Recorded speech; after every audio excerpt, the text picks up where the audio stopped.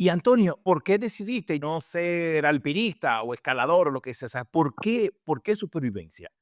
Yo soy una persona súper inquieta. Entonces, soy escalador, soy corredor de montaña, practico algo de surf, he hecho kitesurf. Yo he tocado muchos deportes en mi vida, Wow. pero siempre en relación con la naturaleza. Ya os digo, desde Ok, pequeño estoy conectado con la naturaleza. Entonces, mi ok. espectro engloba muchísimas cosas que casan perfectamente unas con otras. Gracias a mis salidas en la montaña, un pequeño percance en la montaña, decidí investigar acerca de la supervivencia. Yo la supervivencia hasta hace aproximadamente unos 10 12 años, pues realmente no sabía ni que había escuelas de supervivencia, nunca había curioseado este mundo. Fue otra puerta más que se me abrió, que compaginaba perfectamente con mi forma de ser, con mi curiosidad por estos oficios antiguos y estas tradiciones, y descubrí un nuevo mundo que resulta que es hoy por hoy de mis mayores aficiones. O sea, que fue de un percance en montaña. Estoy curioso, Antonio, ¿tú puedes compartir? Hasta yo quiero saber, Antonio. Claro, esto es una cosa súper bonita porque le puede pasar a cualquiera. Pues fue una salida a la montaña granadina, al Picón de Jerez concretamente, donde fuimos un grupo de amigos, algunos más Ok. montañeros, otros más senderistas, un grupito muy peculiar, donde había de todo, niños, mujeres, hombres. Íbamos un día a la montaña. No recuerdo ahora mismo Picón de Jerez qué altura tiene, pero anda por 2000 metros, cosas así. Ya podemos entrar un poco media montaña, alta montaña, ¿verdad? Pues fuimos a pasar el fin de semana a un refugio Posteiro Alto, muy bonito, y íbamos con una previsión fantástica, unos 3000 metros, me dice mi Wow. secretario, que la tengo por aquí. Wow, Antonio, 3000 metros es 3000 metros. Sí, sí, sí. 3000 Ya estamos hablando de alta de montaña. montaña. Correcto. Sí, sí, Que sí. es con una producción meteorológica fantástica. No íbamos ni con la idea de que íbamos a encontrar nieve. ¿A qué fecha sería esto? ¿Enero, febrero? No. No recuerdo la fecha, ha pasado ya mucho tiempo. Y Ok, bueno, ok. íbamos en un plan de que no esperábamos ni nieve. ¿Cuál fue la sorpresa cuando llegamos allí? Pues que había 60 centímetros de nieve. Ay, Yo ay, ay, ay, ay, Fue ay, ay, la ay. primera vez que vi la nieve. Yo soy andaluz, yo vivo al sur, en la zona de Málaga, y yo no había visto la nieve más que 15 centímetros de nieve, si se puede llamar eso nieve. Aquello fue una súper sorpresa para todos. No íbamos ni con preparos de Muy. ropa, yo iba con unos tenis, Ni pantalones cartones, ni tíos, violet. nada. Había algunos compañeros que Wow. se iban un poco más preparados porque su intención era hacer un barranco, que al final su Sí. sorpresa es que había cascadas de hielo y tal. Pero bueno, la Ay, ay, mayoría ay. éramos senderistas, domingueros, lo podemos considerar. Y Ok. bueno, pues venga, vámonos para arriba, que el día era maravilloso, el cielo despejado, los pajaritos, las mariposas, idílico. No se puede ser más idílico. Bueno, vámonos. Empezamos a andar todo el grupito y a la mitad de la caminata ya había los más jóvenes, algunos cansados, algunas mujeres también se encontraban un poco más cansadas. Y bueno, hicimos algo que no se debe de hacer, que es que partimos el grupo. Otro Ay, compañero ay, y yo, que él tenía más experiencia en esa zona, la conocía previamente y demás, nos faltaba poco para llegar al pico.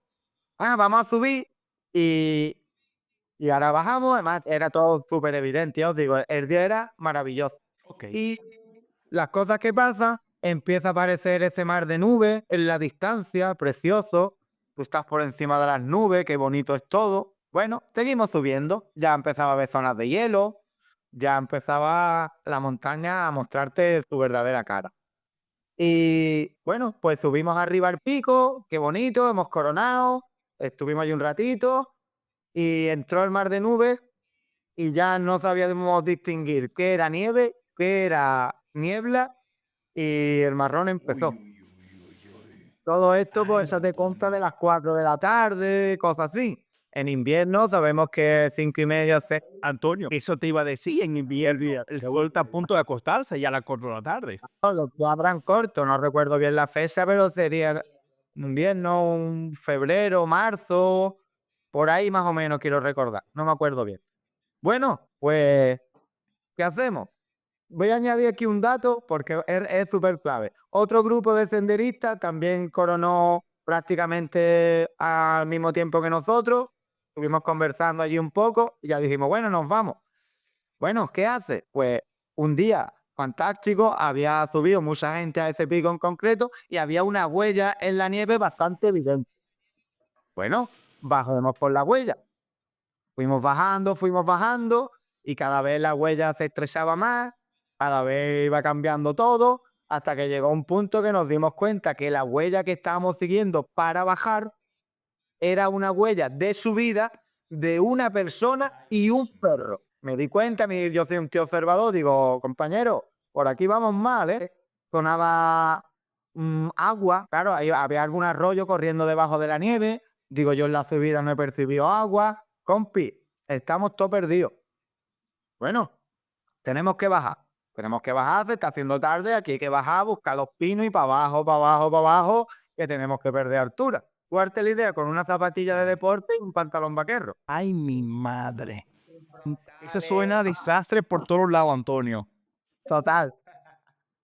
Desastre total. Bueno, bajando, ya empezamos a meternos en una zona de hielo, ya hablé con mi compañero, digo, mira, yo siempre he tenido un buen ritmo caminando, estoy muy frío, psicológicamente voy bien, dime. Yo necesito hacerte una pregunta muy personal. Es que yo me estoy imaginando ustedes en Bamba, en Vaquero, perdido, el sol acostándose, el frío llegando, la nieve, y yo me imagino a tu esposa. Yo te lo dije. ¿Qué hacemos aquí? Tú siempre con lo mismo. Mira. Y tú me imagino diciendo, ¿eh? Y tú me imagino tú diciéndole, cariño, tranquilo, que todo está bien. Y tú dentro de ti, todo está bien, ¿de qué coño? Así estamos perdidos. Y yo, es que me estoy imaginando, me lo estoy imaginando. Fue una situación bastante complicada, ¿eh? Mi esposa y los amigos pues bajaron, ella iba en el grupo que bajaron y estaban en el refugio cagados porque había conciencia del marrón en el que estábamos metidos. Y bueno, pues hablando con el compañero digo, mira, por aquí no podemos seguir, ahí hay unos barrancos de hielo que nos vamos a matar, vamos a subir para arriba. He visto una lasga grandísima, digo, he visto una lasga grande ahí y mi cabeza decía, nos vamos a meter ahí, vamos a levantar unas paredes de nieve y piedra y vamos a pasar la noche aquí sí o sí. En ese momento, mi compañero cayó en el silbato del cierre de la mochila y empezó a pitar.